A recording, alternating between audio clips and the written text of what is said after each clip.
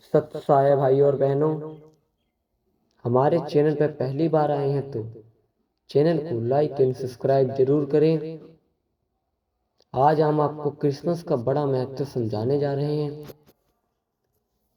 गांव के छोटे से चबूतरे पर जहां संत कबीर प्रतिदिन अपने दोहे सुनाया करते थे, आज एक अलग ही शांतिमय वातावरण था। वहां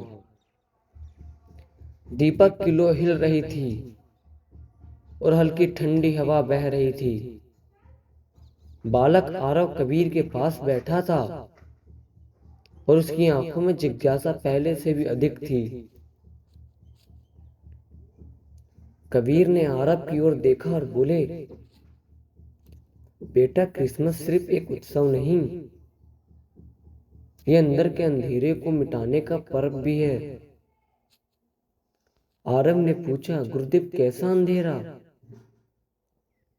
कबीर मुस्कुराकर बोले, जो मनुष्य भीतर बसता है, अहम, लोभ, क्रोध, ये असली अंधेरा है।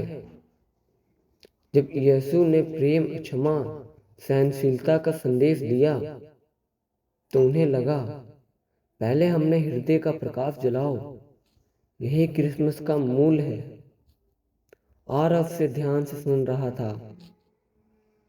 कबीर ने अपनी लकड़ी का छोटा सा दीपक उठाया और बोले, देखो, इस दीपक की लो छोटी है, पर अंधेरा कितना बड़ा है। फिर भी जब ये जलती है,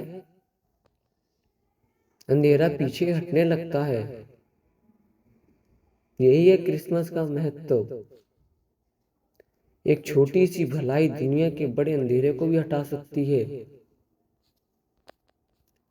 कबीर आगे बोले, बेटा यासू, लोगों के बीच जो दीवारें थीं, जाति, धर्म, भेदभाव और घृणा, उन्हें प्रेम से तोड़ा। क्रिसमस हमें यही सिखाता है कि मनुष्य को मनुष्य से जोड़ना ही सबसे बड़ा धर्म है। आरव ने पूछा, लेकिन गुरुदेव, क्या साधारण बच्चा भी ये कर सकता है? कबीर हंसे, क्यों नहीं? देखो, अगर तुम एक अकेले बच्चे को मुस्कान दे सकते हो तो तुम किसी माँ की मदद भी कर सकते हो, किसी कमजोर व्यक्ति की सहारा भी कर सकते हो। तभी क्रिसमस की ज्योति बन सकते हो तुम। कहानी का सबसे बड़ा सुंदर क्षण तब आया जब कबीर ने आरव से कहा, आंखें बंद करो। आरव ने जैसे ही आंखें बंद की, कबीर बोले, जब अपने भीतर एक छोटा सा दीपक जलाओ, वही दीपक प्रेम का है। क्रिसमस तुम्हें कहता है, दूसरे के जीवन में भी ये दीपक बांटो, ये असली उपहार है। आरव ने भीतर एक नई अनुभूति महसूस की। जब आरव ने आंखें खोली तो लगा मानो उसके भीतर कुछ बदल गया हो।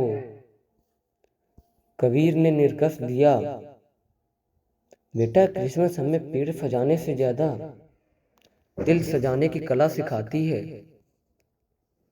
अगर मनुष्य एक दूसरे के लिए प्रेम बन जाए तो हर दिन क्रिसमस है।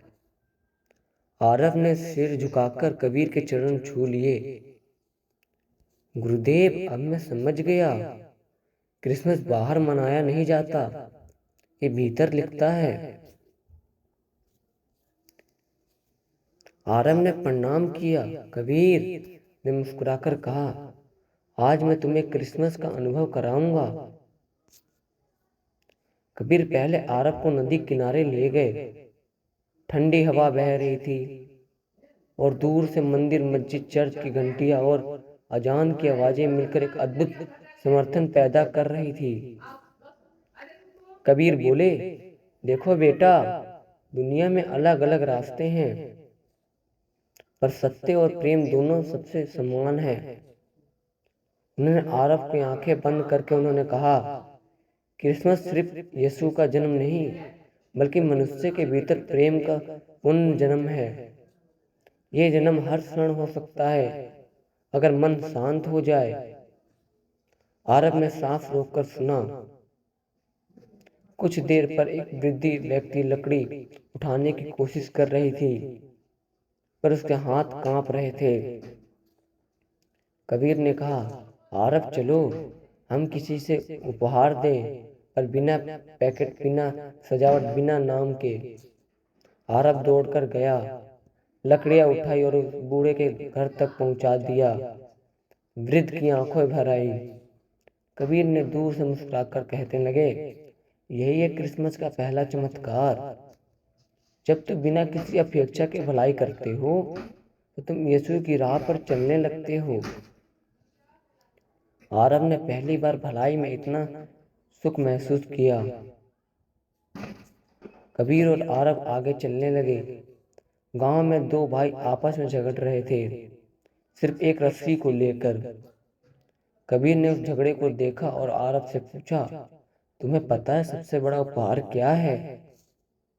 आरब ने सोचा, शायद प्रेम। कबीर बोले, नहीं, क्षमा। यीशु ने कहा था, जो क्षमा करता है वह ईश्वर का हृदय धारण करता है। फिर कबीर दोनों भाइयों के बीच गए, धीरे से बोले, रस्सी बट सकती है, रिश्ते नहीं।